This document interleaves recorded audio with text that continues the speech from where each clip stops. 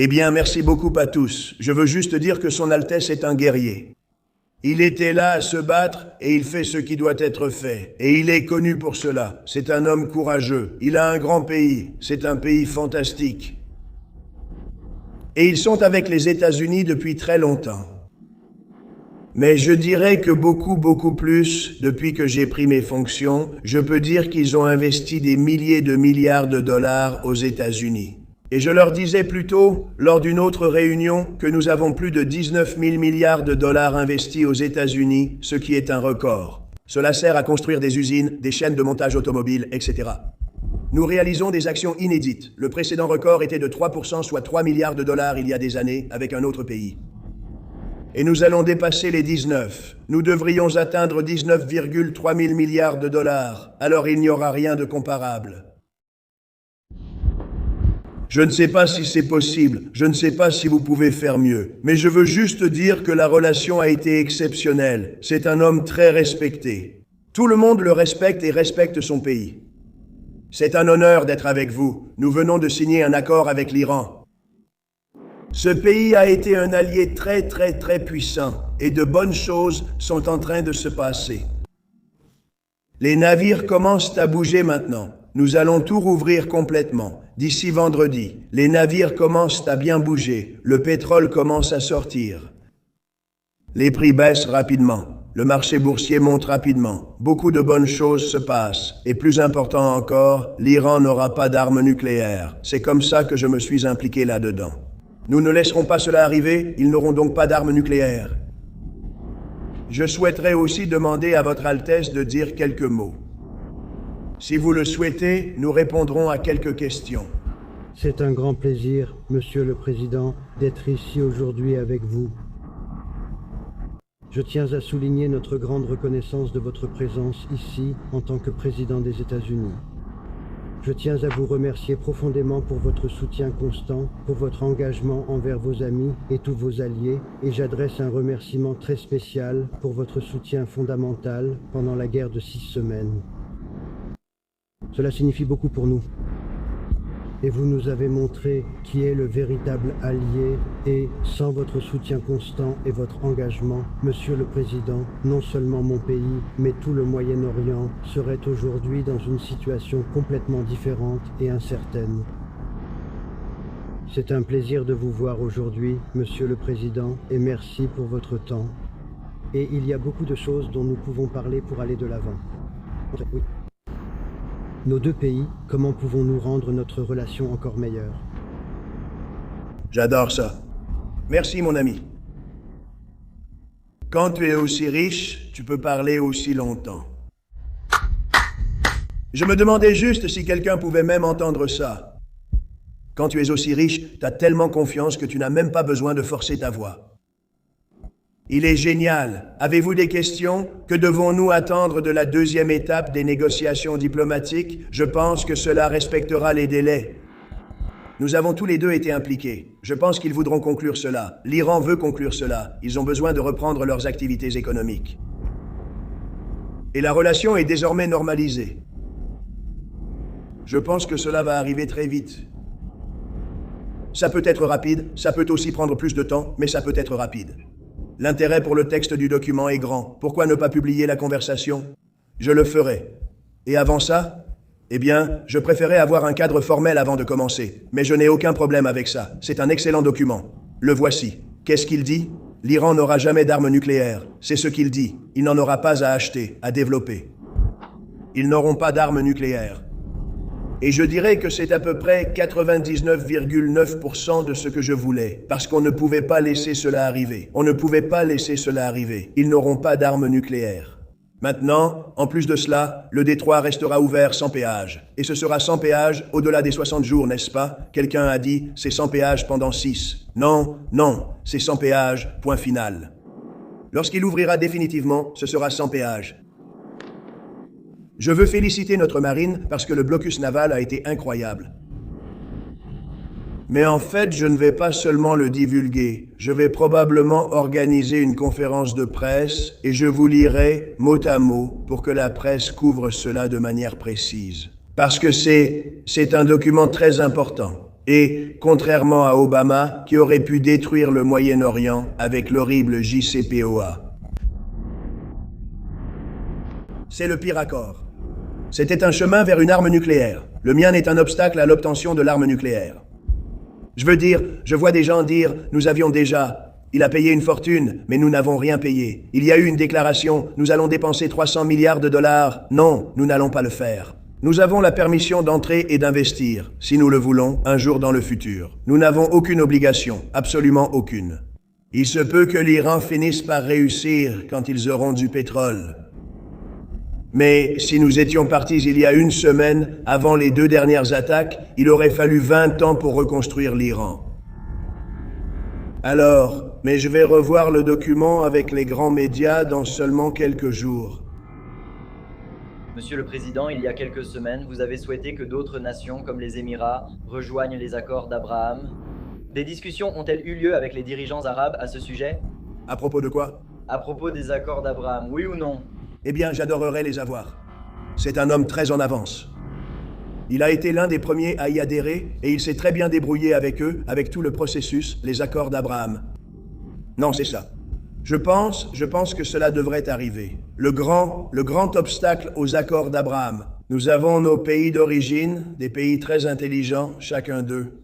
Vous réalisez que même en période de conflit, personne n'a abandonné ou dit « je laisse tomber ». Personne. Je pense qu'ils vont tous rejoindre, oui, les accords d'Abraham. Le seul point de conflit, c'était l'Iran. Et je comprends ça, vous savez, c'est un peu difficile quand les gens avaient peur de l'Iran. Alors, mais je pense qu'ils vont tous commencer à apparaître. Bonne question, en fait. Président? Que dites-vous aux républicains, comme le sénateur Lindsey Graham, qui est sceptique à propos du protocole d'accord? Pour Lindsey, il est sceptique? Oui. Attendez, Lindsey, il va avoir des ennuis. Lindsey est bon, Lindsey va bien, il n'est pas sceptique, il va très bien. Regarde, cet accord couvre quelque chose de façon très efficace. Nous ne payons rien, nous ne faisons rien. Les marchés sont maintenant plus hauts qu'au moment où nous avons commencé. Souvenez-vous de cela, le marché boursier est à 2500 points ou plus. Au-dessus de ce que nous... Oui, c'est vraiment impressionnant, oui. Cet accord porte sur une chose, que l'Iran n'aura jamais d'armes nucléaires. Jamais, en aucune circonstance. Le reste est sans importance, franchement.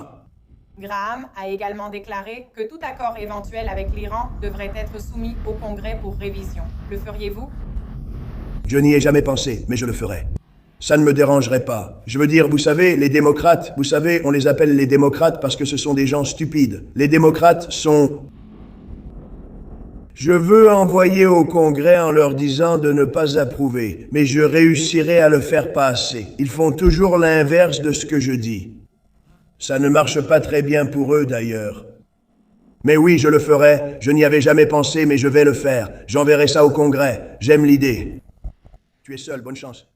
Je veux dire, qui ne l'approuverait pas, allez, laissons-les avoir une arme nucléaire. Ils diront, ils devraient avoir une arme nucléaire. Ils vont devenir fous. J'ai aimé l'idée, je l'ai envoyée au Congrès. D'accord. Monsieur le Président, avez-vous été informé de l'attaque, des plans d'attaque pour l'événement de l'UFC à la Maison-Blanche? Il y en a eu un. Le FBI a déjoué l'attaque. Je n'en ai pas entendu parler, non, mais j'ai regardé. La seule attaque que j'ai vue, c'était celle des combattants. Lui aussi a vu. Il était chez lui, dans son palais, regardant. Ils se sont battus comme jamais, n'est-ce pas? Les meilleurs. Ils ont été formidables. Ce dernier combat était brutal. Waouh. Et les 2 derniers combats étaient bons. Les 2 combats, oui. Tout s'est bien passé. Excellente soirée, très différente pour la Maison-Blanche, mais Ammar, j'aurais aimé ta présence. Nous avons construit une arène incroyable. Dana a fait un excellent travail. Un autre combat prévu l'an prochain, Monsieur le Président? Eh bien, je ne sais pas. Vous avez réussi à faire ça pendant 250 ans? Peut-être encore 50 ans, peut-être 300 ans, Monsieur le Président. Envisagez-vous d'augmenter les sanctions contre la Russie et de renouveler celles qui existent? Eh bien, nous pourrons bientôt le faire car le pétrole circule à nouveau. Donc, nous avons levé les sanctions parce que, évidemment, nous ne voulons pas empêcher le pétrole de circuler. Nous sommes donc en position de le faire, bientôt. Laissez-les simplement expirer. Oui, d'accord, à un moment donné. Monsieur le Président, j'ai une question. Oui. À propos de l'État.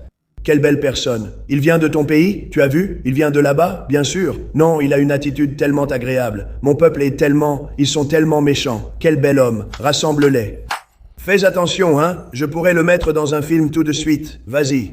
Monsieur le Président, comment pouvons-nous garantir que le détroit d'Ormuz reste ouvert à la libre navigation à l'avenir? Avoir un président fort aux États-Unis. C'est la seule façon d'y parvenir, je pense, quand on considère que nous avons tous les accords que l'on veut. Les accords destinés à des gens mal intentionnés ne valent rien. Voyez, c'est nous qui l'avons bloqué. Ils l'ont bloqué. Et ensuite, nous avons dit, eh bien, nous l'avons bloqué pour eux. Donc, ils n'ont reçu aucun pétrole. Vous en aurez besoin, et c'est vrai pour beaucoup de choses, quand les États-Unis ont un président fort. Beaucoup de bonnes choses vont arriver, vous savez? Vous le savez mieux que personne, n'est-ce pas? Bien sûr, vous le savez mieux que personne. Pouvez-vous parler du plan concernant l'uranium enrichi dans la montagne? Nous savons, allons-y. L'Iran a dit qu'il accepterait les États-Unis. À quel point ont-ils été précis? L'Iran va s'en sortir. Ce qui se passe, c'est qu'au moment approprié, il n'y a aucune précipitation. Nous avons des caméras spatiales qui surveillent. Nous savons qui va là-bas, et c'est pratiquement personne. Les bombardiers B-2 ont frappé l'endroit. La montagne s'est effondrée de l'intérieur. L'excavation est complexe. Seuls nous et peut-être la Chine disposons de l'équipement requis. Nous n'y arrivons pas encore. Nous sommes pressés, mais nous allons y arriver. Et quand nous y arriverons, nous allons détruire ça. Ça fait partie du plan. Nous ne voulons pas prendre, mais détruire. Nous en avons beaucoup. Qu'est-ce qui amène vous deux à dîner à Versailles, en France, demain soir? Eh bien, je suis amateur de beaux endroits et je partais l'après-midi, puis le président français, qui est d'ailleurs un homme très sympathique, m'a invité à dîner à Versailles. Et Versailles, ce n'est pas seulement de la dorure, Versailles, c'est authentique. J'ai dit que j'aimerais y aller. Tout ce que cela signifie, c'est que je rentrerai à la maison plus tard. En fait, tôt le matin, et je ne dors même pas beaucoup, je serai dans le bureau ovale. Je ne vais pas perdre de temps du tout dans le bureau ovale. Alors je dois dire ceci, notre pays va très bien. Nous allons mieux que jamais en tant que pays. La bourse est en hausse. Les plans 401K sont à des niveaux records, en hausse de 25%, et nous allons très bien. Et maintenant, vous verrez les prix baisser. Quand j'ai pris mes fonctions, les prix étaient très élevés. Nous avons eu la pire inflation de notre histoire, les prix ont augmenté, les œufs et le bacon étaient chers. Tout était cher. Et la première question qu'on m'a posée a été la question du coût de la vie. J'ai tenu une conférence de presse le lendemain de ma prise de fonction où certains ont demandé « Et le coût de la vie ?» J'ai répondu « Je n'en suis pas à l'origine, mais je le fais baisser. » Et maintenant, avec le carburant qui baisse beaucoup, tu as vu hier, il a baissé de 7 $. Quand le carburant baisse, tout suit le mouvement. J'ai toujours dit ça, n'est-ce pas? Avec le carburant, vous êtes en bonne position parce que comme va le carburant, tout suit. Le carburant est en train de baisser. Maintenant, il est à environ 70 $ le baril et je pense qu'on pourra encore le faire baisser. J'étais dans l'Iowa où nous avons eu de grandes victoires. Et quand je suis parti, j'ai remarqué dans les stations-service 1,85 $ le gallon. C'est là où nous en étions. En général, c'est un peu plus cher, mais j'ai vu 2 stations à 1,85 $ et d'autres à 1,90 $. Et vous savez, nous allons atteindre ces niveaux. Donc je suis très honoré, merci beaucoup à tous. Vous êtes très bons. Très bon.